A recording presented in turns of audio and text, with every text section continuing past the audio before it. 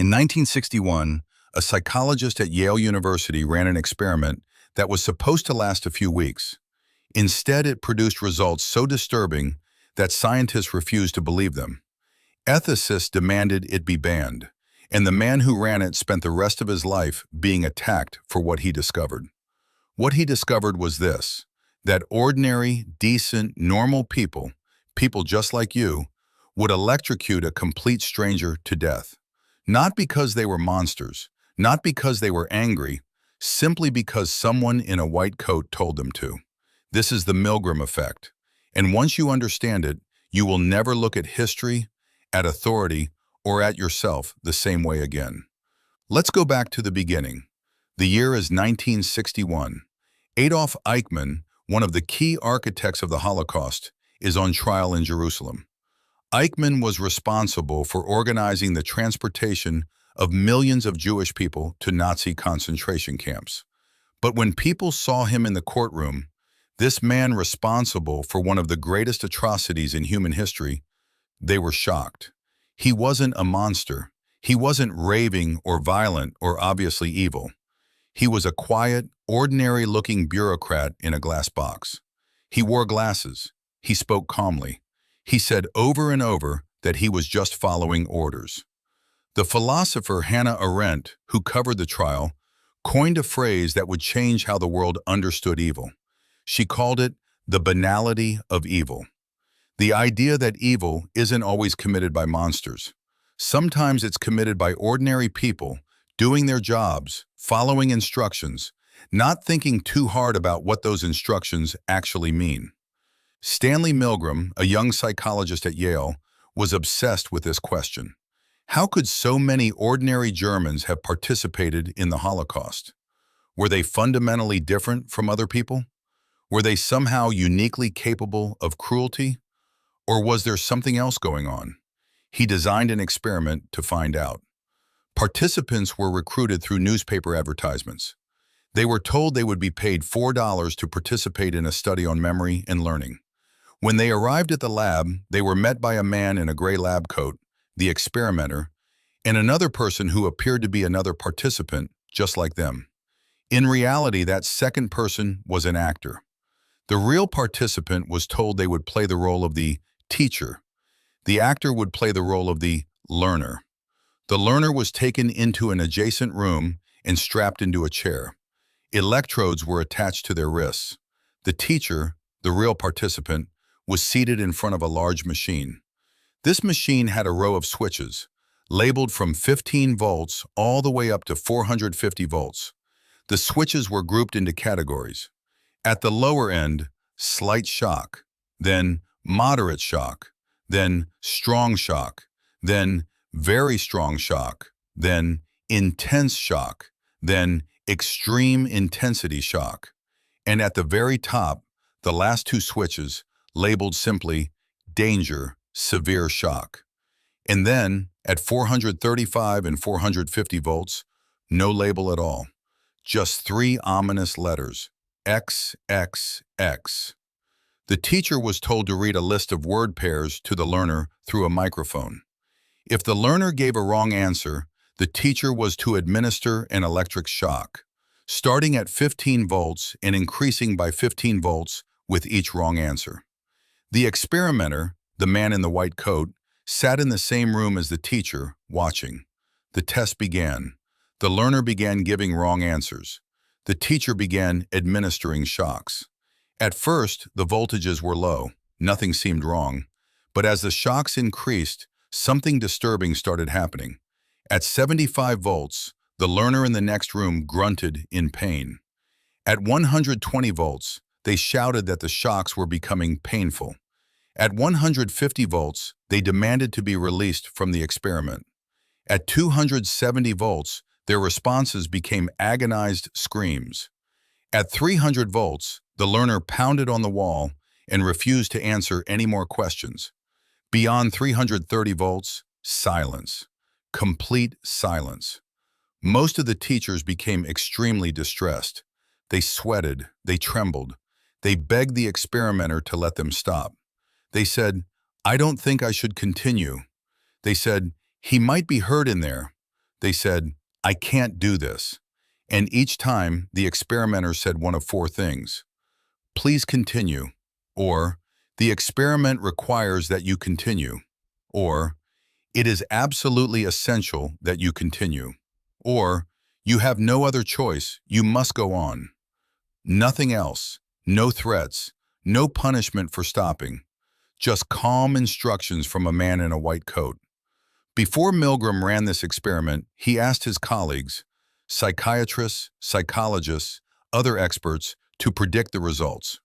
How many people do you think would go all the way to 450 volts?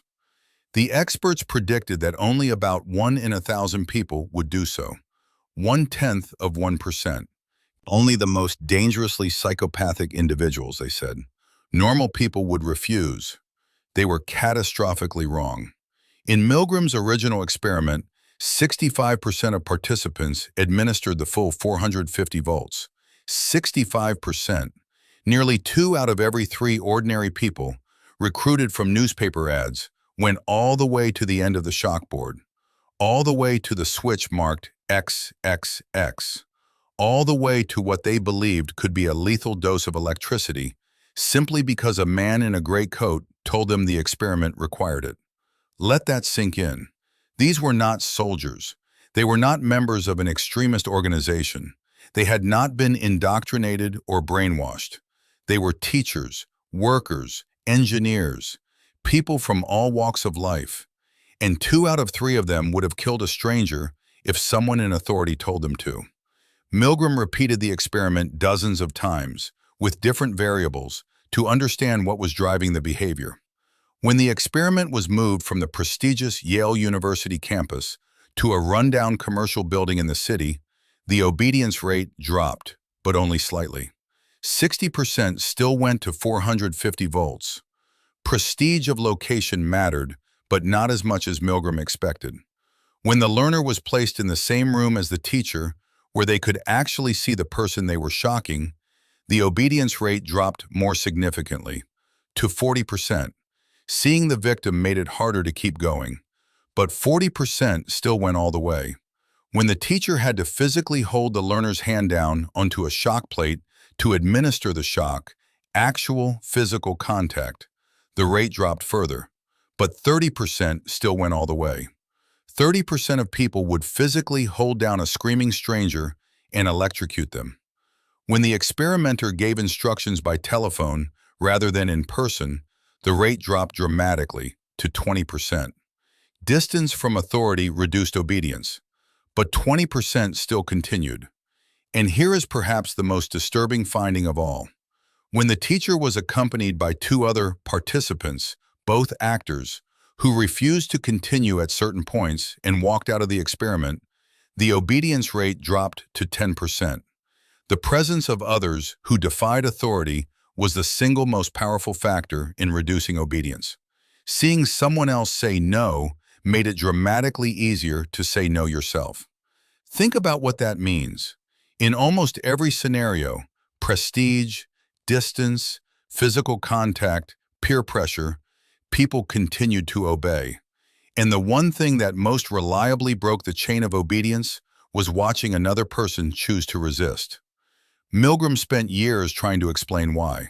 His conclusion, which became known as the agentic state theory, was this: when we place ourselves under the authority of someone we perceive as legitimate, we shift our sense of responsibility.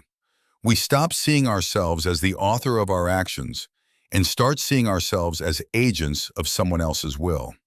We are no longer responsible for what happens. We are just following orders. We are just doing our jobs.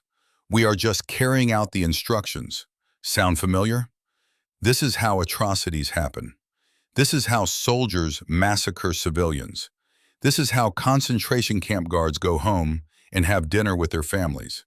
This is how corporate executives sign off on decisions that harm thousands of people.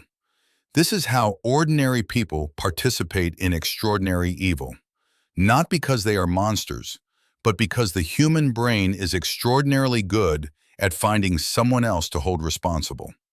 But the Milgram effect doesn't only explain the worst moments of history, It explains far more ordinary things too. It explains why people stay in jobs they know are wrong, following instructions they know are harmful, because their boss told them to.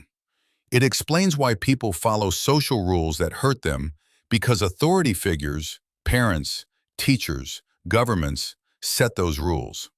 It explains why patients sometimes follow doctors' advice without question, even when something feels wrong. It explains why people in crowds often do nothing when someone is being hurt. The Milgram effect is everywhere, and it operates largely below the level of our conscious awareness. Milgram himself was shattered by his own findings.